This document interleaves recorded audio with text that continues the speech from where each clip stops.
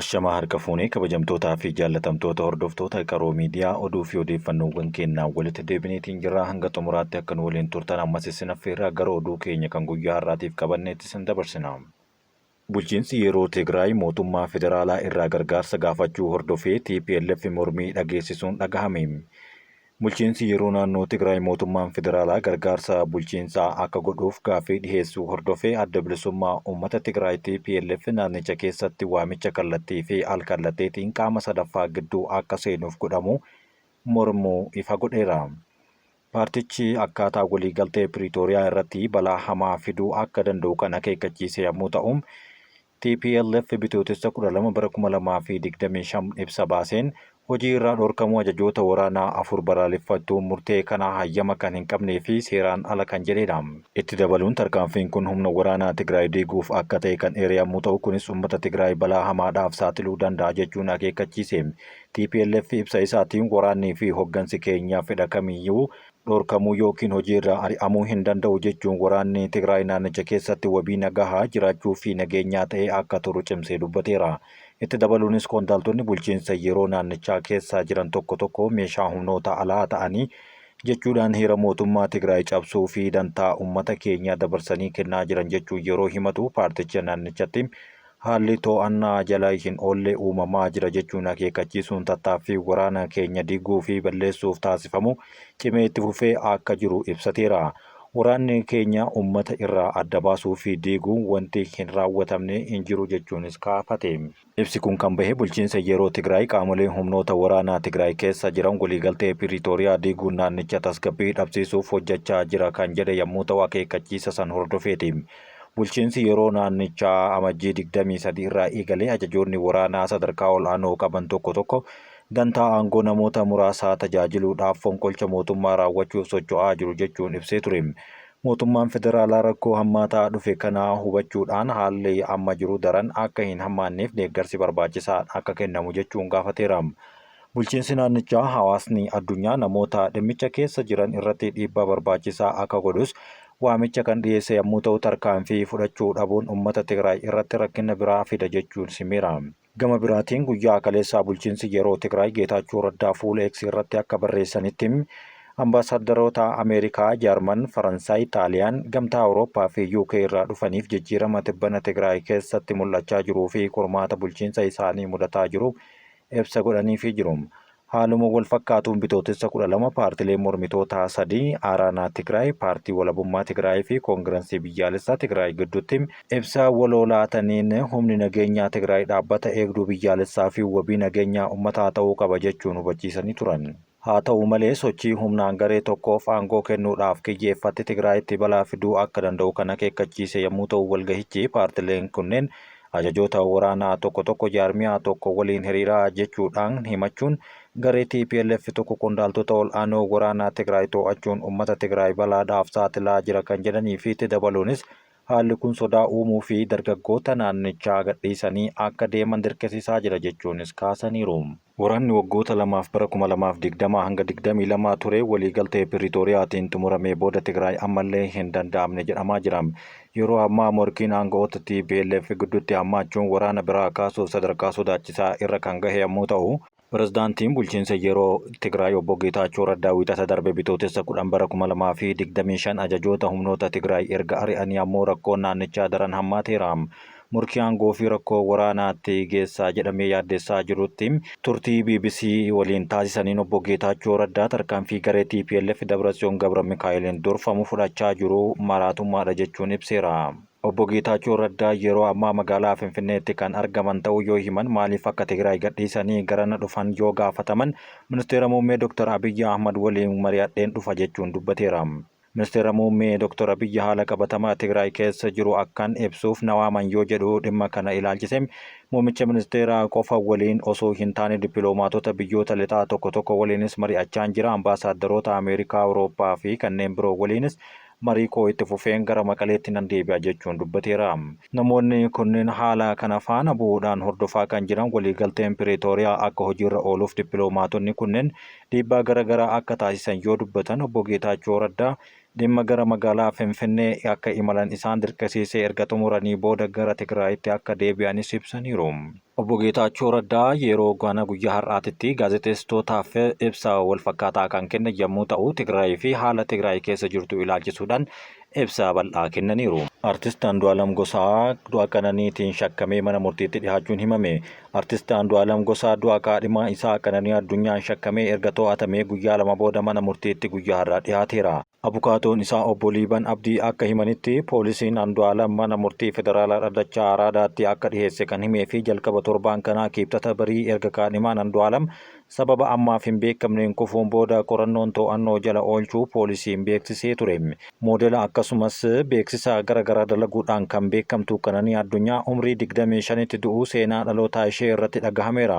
Awwaalcha ishee guyyaa roobii magaalaa Finfinnee Bataskaana Kaatedraalii Qulqulluu Sillaaseetti kan raawwatamedha. Dhaddachi guyyaa har'aa irratti poolisiin Qananiin akka lakkoofsa Itoophiyaa eebla bultii 1 bara 2017 barii sa'aatii 10tti mana jireenyaa ishee gamoo 5ffaa irraa kufuun dubbatame. Isa waliin waan jiraattuuf isa shakkinee to'annoo seeraa jala oolchine kan jedhan yommuu ta'u, kanaafuu shakkii kanaan kaaneem qorannoo akka geggeessinuuf guyyaa 14 nuuf haa kennamu jedhanii kan gaafatan jedhan abukaatoon isaanii obbo Liiban. Poolisiin dhaddacha irratti hanga ammaa akkaataa kana kan kaafnee fi ashaaraa kaasuu qorannoof reeffa hospitaalatti ergu akkasumas ragaa ammallee sassaabaa jiraachuu dubbataniiru. Amma suuraa galmee waliin walitti qabsiisuudhaaf jecha ragaa namoota fudhachuuf hanga qorannoo reeffaa dhufu qorannoo biraa waan goonuuf kanaaf ammoo guyyaan 14 nuuf haa kennamu jechuun gaafatan. Gama kaaniin abukaatoon Andu'aalam immoo shakkii poolisiin dhiheesse kan morme yommuu ta'u, nommoo waliin jiraachuu malee gidduu isaanii homaa rakkoon akka hin jirre guyyaa sanis nagahaan oolaniin isheen footoo ka'aa innis hiriyyaa isaa waliin koonsartiidhaaf qophaa'aa akka ture nagahaan akka oolanii fi galgala gara manaa akka galanis himeera. Waldubbiin homaatuu gidduu isaanii akka hin jirre yommuu himu, tsoomni erga hiikamee booda jaarsummaa ergatanii wal fuudhuudhaaf walii galanii qophii godhachaa akka jiranis kaasaniiru. Kanaafuu gidduu isaaniitti homaa rakkoo waan hin jirreef inni ajjeesuudhaaf yaada kamiyyuu akka hin qabne kan kaase yoo ta'u, poolisiin amma koftee argamte jedhe malee inni akka koffise inni darbatee wanti agarsiisee fi waan hin jirreef haala amma jiruun aadde Qananiin of ajjeesuu ishee malee nama biraatiin yookaan maamila kiyyaan duun ishee waan irra hin geenyeef wabii akka bahu jechuudhaan gaafatanii turan. Dabalataan artist Andu'aalam Gosaa teessoo gahaa waan qabuuf yeroo barbaadetti dhufuu waan danda'uuf ammas boo'icharra gaddarra jira, bahee gadda isaa akka ibsatu mirgi wabii akka eeggamuuf gaafatee ture. Haa ta'u malee manni murtii gaaffii mirgaa wabii gaafatamuu akka dide kan himan yommuu ta'u, amma ajjeechaan waan shakkameef yeroodhaaf mirga wabii isaa hin ilaallu, bu'aan qorannoo reeffaa haa dhufu, ragaanis waliin haa qabatu, beellama itti aanutti dhimma wabii isaanii ilaalla jechuun cufaniiru. Amma yeroo bahee miidiyaa hawaasummaa irratti wanti jiru xiqqoo waan ho'eef beellama tokkoffaa mirga wabii isaa eeguun xiqqoo rakkisaadha jechuudhaan abbaan seeraa beellama qabachuun himaniiru. Akkaatuma kanaan qorannoon poolisii guyyoota 14 gaafate keessaa guyyaa 13 eeyyamamee beellamni itti aanu akka lakkoofsa Itoophiyaa bitootessa 17 bara 2017 qabamuu himaniiru.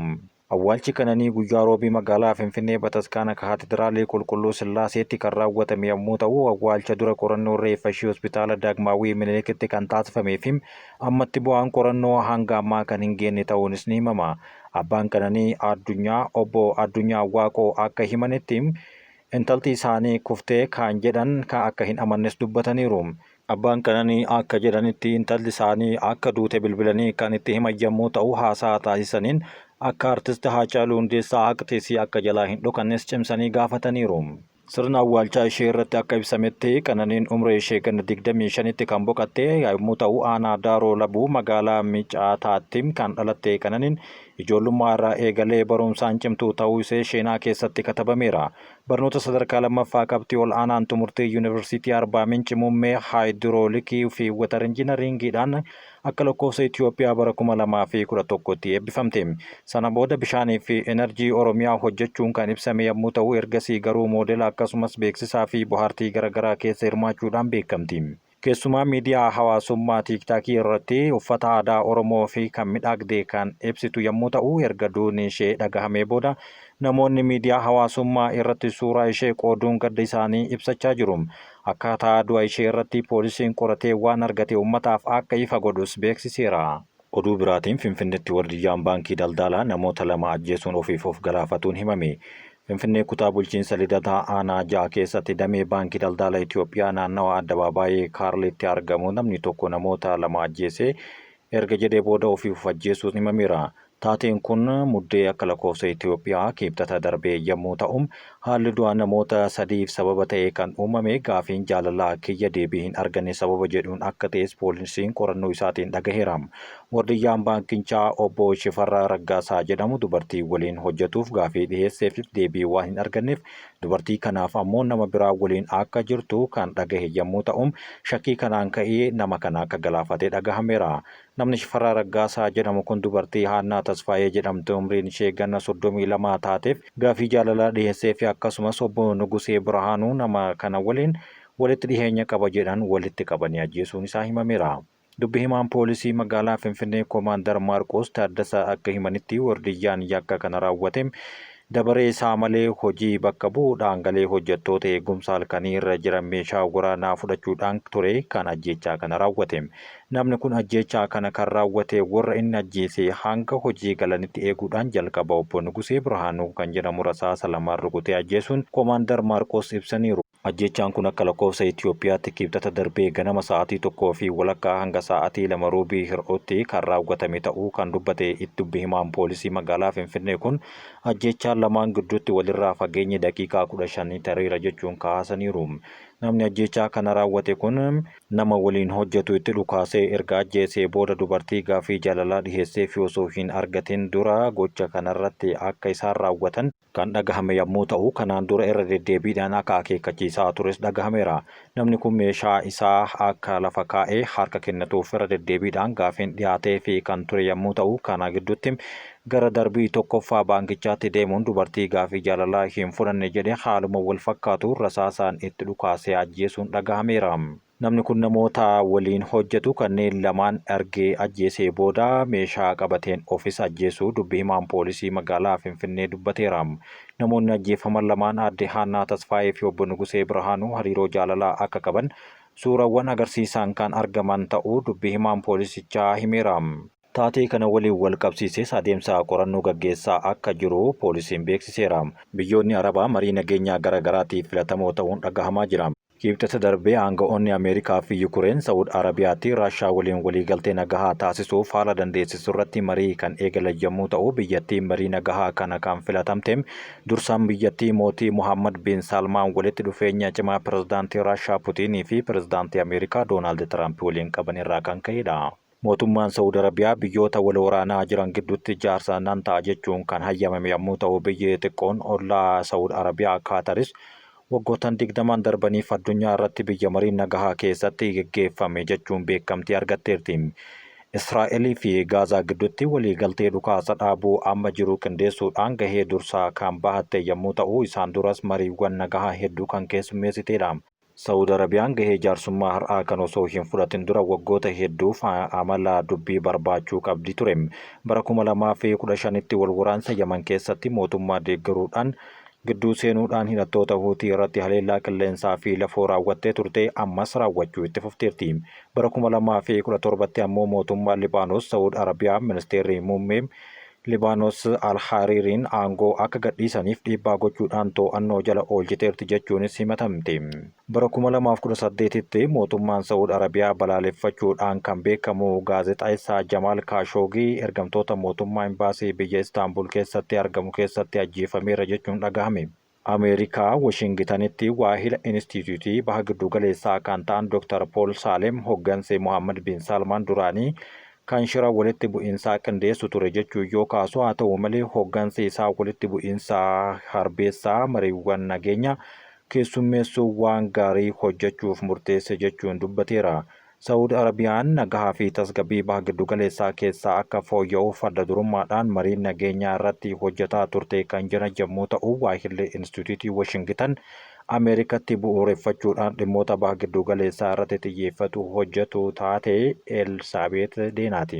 Kunis boba'aan alatti erguuf qofatti hirkachuu dhaabuudhaan dameewwan diinagdee haaraa cimsachuudhaan mala daldala addaa hawwachuudhaaf taasifamuun qaama barbaachisaadha jechuun yoo dubbatan Saudi Arabiyaan seenaa nagahaa akka dhufu gochuu keessatti waggoota kurnan hedduuf lakkoofsifteerti jedhama. Bara 1989tti qaamolee Libaanos wal waraanaan gidduutti gara waliigaltee ta'anii akka qajeelee wal mari'ataniif bara 1990tti waliigaltee dhukaasa dhaabuu akka taasifamuuf jaarsummaa guddaa ta'aa kan turtee fi gahee guddaa kan bahataa turte akka ta'e seenaan ni yaadatama. Kunis wal waraansa biyyattii keessatti waggaa 15f itti fufee ture kan dhabamsiise yommuu ta'u bara 2007 wal dhabdee gareewwan Filisxeem kan ta'an Hamaasii fi Faataah gidduutti ture dhabee waliigaltee Makkaatti dursitee nagaa buusaniiru. Dhiyeenya kana ammoo dursummaa mootii Mohammed bin Salmaaniin Saa'udiin deebiftee gahee marii nagahaa keessummeessuu kan fudhatte yommuu ta'u bara 2022 irraa eegalee finciltoonni Huutii Yemenitti argaman waliin waliigaltee dhukaasa dhaabuu taasisuuf yaalaa jirtis jedhama. Akkasumas marii walitti bu'iinsa Suudaan keessatti kan hirmaatan ajajoonni waraanaa biyyattii gidduutti waraana yeroo dheeraadhaaf gaggeeffamaa ture keessummeessiteerti. Saudi Arabiyaan bara 2022tti Raashiyaa fi Yukureen gidduutti marii taasifameef booji'amtoota waraanaa 250 walitti bu'iinsa biyyoota lamaaniin qabamanii turan gadhiisuudhaan gara maatii isaaniitti akka makaman taasifteen olaantummaa dursaa kan argattedha. Qaataaris Ameerikaa fi Masrii waliin ta'uudhaan amajjii bara 2025 Israa'elii fi Hamaas gidduutti dhukaasa dhaabuun akka taasifamu marii taasise keessatti gahee ol'aanaa kan bahatte yommuu ta'u bara 2020tti ammoo Qaatar waraana Afgaanistaan waggoota 18f gaggeeffame dhaabsisuudhaaf Taalibaanii fi Ameerikaa gidduutti waliigaltee nagahaa akka taasifamu kan jaarsummaa waliigaltee yoo taatu Ameerikaa fi michoonni ishee waraana baasuudhaan Taalibaan biyyattii to'achuu danda'eera.